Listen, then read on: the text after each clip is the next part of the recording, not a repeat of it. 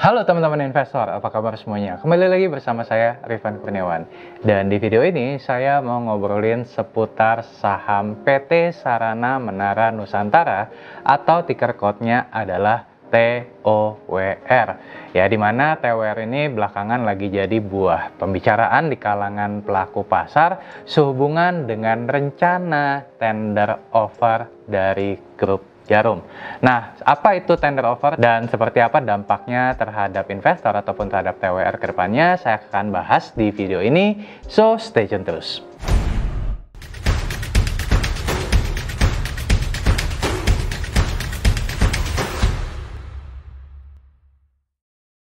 Oke, jadi kalau misalkan teman-teman ikuti perkembangan di pasar saham, belakangan ini investor lagi banyak membicarakan mengenai rencana tender offer dari grup Jarum yang berencana untuk melakukan tender offer di TOWR ya pada harga sekitar Rp1.300 per lembar saham. Sebelum kita bahas dampaknya, mungkin teman-teman di sini ada yang masih bingung mengenai apa itu tender offer. Apa bedanya tender offer dengan red issue, dengan private placement? Nah, kita coba bahas di situ dulu ya. Jadi, kalau teman-teman mungkin lebih familiar dengan istilah red issue ini atau disebut dengan hak memesan efek terlebih dahulu (HMETD) adalah sebuah aksi korporasi di mana perusahaan menerbitkan sejumlah saham baru untuk menggalang dana.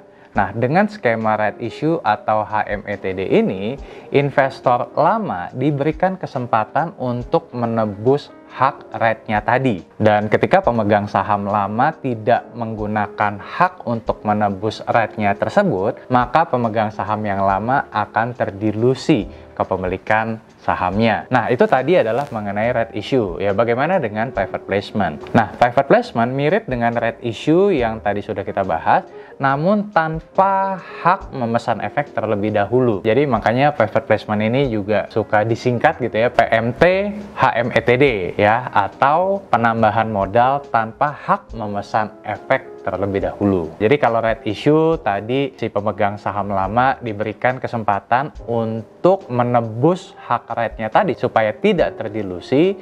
Nah, private placement ini tanpa HMETD sehingga pemegang saham lama tidak diberikan kesempatan untuk menebus haknya. Jadi private placement biasanya ditawarkan kepada pihak tertentu saja. Nah, bagaimana dengan tender offer? Tender offer ini ada kemiripan dengan private placement yang tadi udah kita jelaskan, di mana keduanya sama-sama tanpa hak memesan efek terlebih dahulu.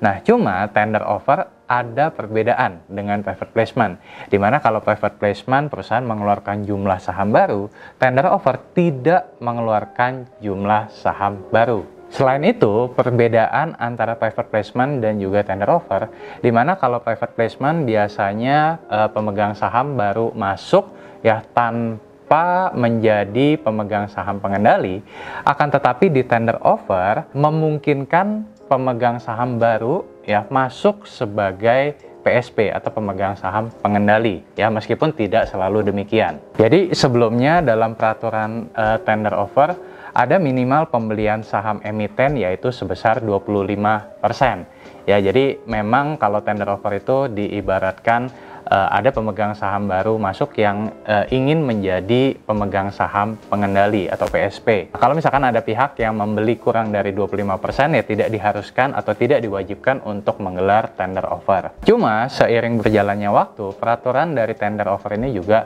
berkembang. Ya, ada dua istilah tender offer nih, teman-teman. Yang pertama adalah tender offer wajib dan yang kedua adalah tender offer sukarela. Di mana tujuan penawaran tender offer wajib, pemegang saham baru ini dapat mengendalikan perusahaan. Sementara penawaran tender sukarela tidak diharuskan adanya pengendali baru. Nah, mungkin teman-teman bertanya, "Kok Rifan, emang ada ya contoh perusahaan yang sebelum ini melakukan tender offer?" Ada. Contohnya misalkan pada tahun 2002 ya, pemerintah Republik Indonesia melepas sekitar 42% kepemilikan saham di PT Indosat Tbk atau ISAT ke Temasek Holding. Waktu itu harganya kalau nggak salah di sekitar 12.900-an per lembar saham. Nah, itu menggunakan skema tender offer. Contoh lain, ketika misalkan Philip Morris melakukan tender offer ke PT HM Sampurna. Itu kalau nggak salah di tahun 2005. Oke, nah kalau tadi kita udah bahas ya mengenai tender offer, sekarang kita bahas mengenai tender offer dari Grup Djarum di PT Sarana Menara Nusantara atau TWR ini. Nah, kalau misalkan kasus Grup Djarum ini masuk ke dalam TWR ini termasuk tender offer yang mana nih? Apakah yang wajib atau yang sukarela? Nah, untuk case Grup Djarum masuk ke dalam TWR ini masuk ke dalam kategori tender offer sukarela. Jadi kalau misalkan nih teman-teman ya langsung HK gitu ya dengan harapan bahwa Grup Djarum akan menjadi pemegang saham pengendali di TWR, ini mungkin harus berpikir dua kali dulu nih teman-teman. Karena kalau kita lihat dari berita yang beredar, Grup Djarum ini melalui PT Dwi Muria Investama Andalan ini akan melakukan tender offer sebanyak-banyaknya 2,55 miliar lembar saham di harga 1.300. Nah, jadi kalau kita bandingkan dengan jumlah saham beredar yang dimiliki TWR saat ini sekitar 51 miliar lembar saham, maka kepemilikan saham Dwi Muria ini di TWR akan menjadi kurang lebih sekitar 5%. Ya, saat ini kalau nggak salah Dwi Muria juga udah punya posisi di TWR, tapi baru kurang lebih sekitar 100.000 lembar saham. Nah, menariknya adalah tender offer Grup Djarum di TWR ini juga dilaksanakan pada harga premium nih teman-teman. Di mana tender offer yang akan dilakukan oleh Dwi Muria ini adalah di harga 1.300 atau kurang lebih 28% lebih tinggi dibandingkan dengan harga saham TWR waktu itu yang masih di sekitar Rp1.000 per lembar sahamnya. Nah, hal inilah yang membuat harga saham TWR juga bergerak naik ke level saat video ini dibuat adalah ke level sekitar Rp1.140 hingga Rp1.150 per lembar saham. Nah, mungkin ada teman-teman yang juga bertanya, Korifan, kenapa ya Grup Djarum ya atau Pak Hartono bersaudara ini melakukan tender offer ke TWR? Ada fakta menarik nih teman-teman. Jadi setelah ditelusuri, Dwi Muria Investama Andalan ini memang tercatat memiliki afiliasi dengan TWR. Karena pemegang saham Dwi Muria yaitu Pak Robert Budi Hartono dan juga Pak Bambang Hartono merupakan keluarga dengan pemilik TWR, yaitu Pak Victor Rahmat Hartono dan juga Pak Martin Basuki Hartono. Jadi kepemilikan saham tersebut nantinya akan menjadi bagian dari portfolio Dwi Muria Investama dan nantinya dapat dijual kembali karena sepemahaman saya Dwi Muria Investama ini tidak memiliki rencana khusus atas pengendalian di emiten TWR ini teman-teman. Lalu apa keuntungan tender offer ini bagi TWR maupun bagi investor? Nah, bagi investor sendiri ya tender offer ini memberikan keuntungan terutama bagi investor yang membeli harga saham TWR let's say di bawah harga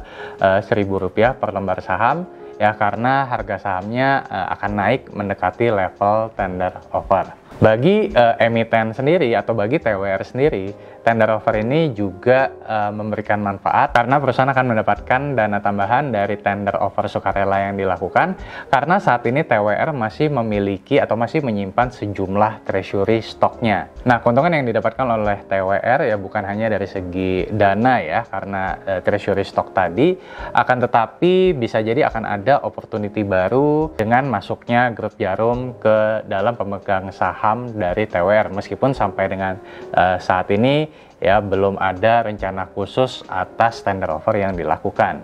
Ya, untuk hal ini ya nanti kita akan lihat lagi ke depannya seperti apa. Nah, jadi kesimpulannya adalah investor retail dalam hal tender offer ini akan cenderung diuntungkan juga karena tender offer dilakukan di atas harga pasar atau di harga yang lebih premium dibandingkan dengan harga saham saat ini. Akan tetapi yang perlu menjadi catatan adalah ya teman-teman juga jangan hanya ikut-ikutan membeli saham hanya karena harapannya harga saham akan naik mendekati level tender offer ya, karena biasanya pergerakan harga saham yang naik ini hanya bersifat sementara saja dan dalam jangka waktu yang lebih panjang harga saham akan kembali mengikuti fundamental dari perusahaan. Kemudian dari sisi emiten ya, selain perusahaan juga akan mendapatkan dana tambahan terkait dengan saat ini masih menyimpan sejumlah treasury stoknya, perusahaan juga akan mendapatkan opportunity baru atau sinergi baru dengan Dwi Muria untuk bersaing dengan emiten tower telco lainnya seperti misalkan TBIG ataupun juga dengan MTEL. So, itu tadi pembahasan mengenai tender offer yang dilakukan oleh Grup Jarum pada saham TOWR. Ya, semoga video ini memberikan manfaat buat kamu, dan kalau kamu suka dengan video ini jangan lupa untuk klik like, subscribe, share, dan juga paling penting jangan lupa nyalakan notifikasinya supaya kalian nggak ketinggalan video saya yang lainnya. Akhir kata, salam dari saya, Rifan Kurniawan Indonesia Value Investor. Sampai jumpa di video berikutnya. Bye-bye.